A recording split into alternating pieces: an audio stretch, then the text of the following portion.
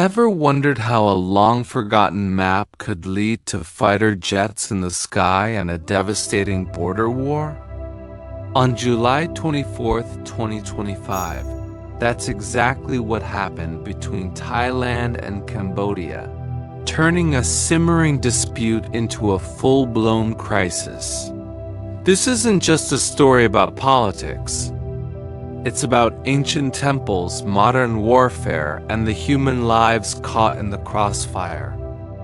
Today, we're breaking down what led to this conflict, what happened on that fateful day, and why it matters to everyone. To understand the clashes of 2025, we have to rewind over a century. The root of the problem lies in maps drawn up back in 1907 during the French colonial era. These maps defined the border, but left several areas ambiguous. For decades, this ambiguity has fueled tensions, particularly around ancient temple sites that both nations claim as their own. The most famous is Preah Vihear, a UNESCO World Heritage Site, but others like the Temuan Temple Complex have also been at the heart of the dispute. These aren't just ruins. They're powerful symbols of national pride and history, making any dispute over them incredibly sensitive. For years, these disagreements would flare up and die down. But in the days leading up to July 24, 2025, something changed. The situation was already tense. Diplomatic relations had hit rock bottom, with both Thailand and Cambodia recalling their ambassadors, a clear sign that communication had broken down. Then, on July 23rd, the spark that lit the fuse. A landmine exploded in a disputed area, injuring several Thai soldiers on patrol. Immediately, Thailand accused Cambodia of planting new mines, a serious charge that Cambodia denied. But with trust gone and nationalist rhetoric flaring on both sides, the stage was set for escalation. The next 24 hours would prove to be catastrophic. On the morning of July 24, 2025, the fragile peace shattered.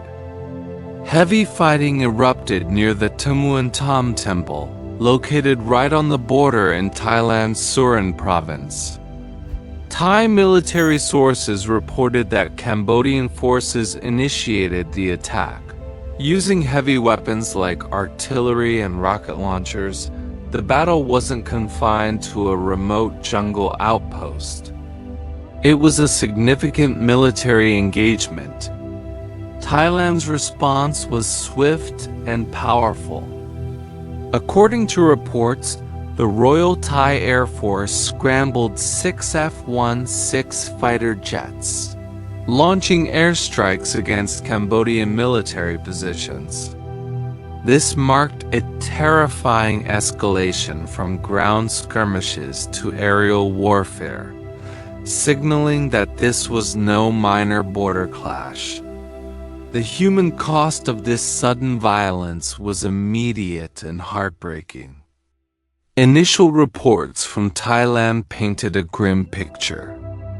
At least 19 people were killed, many of them civilians, including children, who were simply in the wrong place at the wrong time. The conflict wasn't just on the front lines. It spilled into towns and villages. A hospital was reportedly hit, along with a gas station and other community buildings. The attacks triggered a massive wave of displacement. Over 100,000 Thai civilians were forced to flee their homes, grabbing what they could and leaving everything else behind, their lives upended in an instant.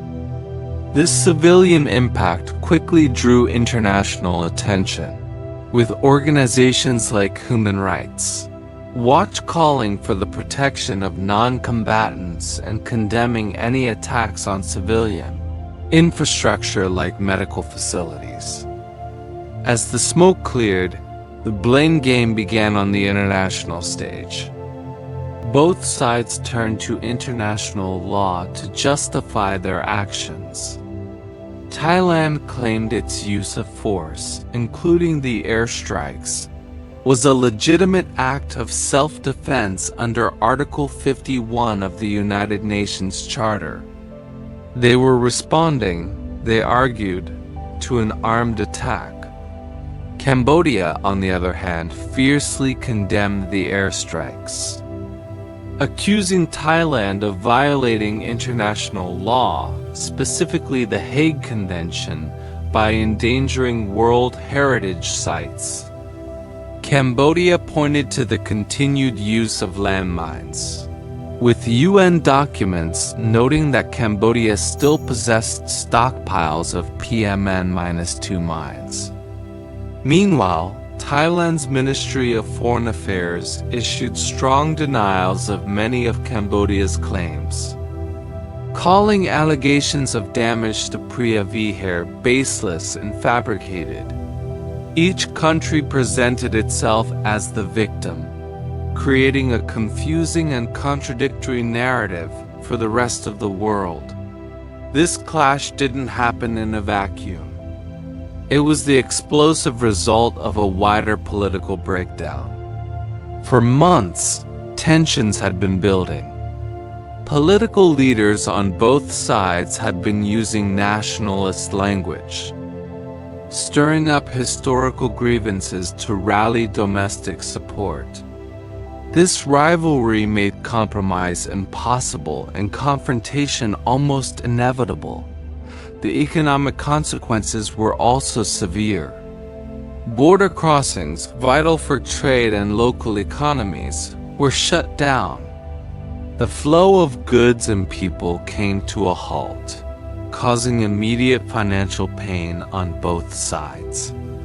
The conflict sent ripples across the region. ASEAN, the Association of Southeast Asian Nations, and the UN Security Council both voiced deep concern, calling for an immediate ceasefire and a return to dialogue.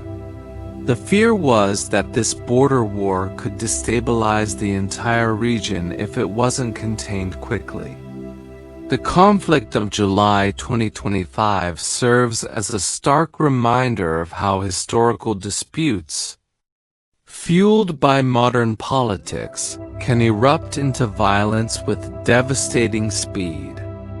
The events of that day left deep scars. Families were torn apart, communities were displaced, and the trust between two neighboring nations was shattered.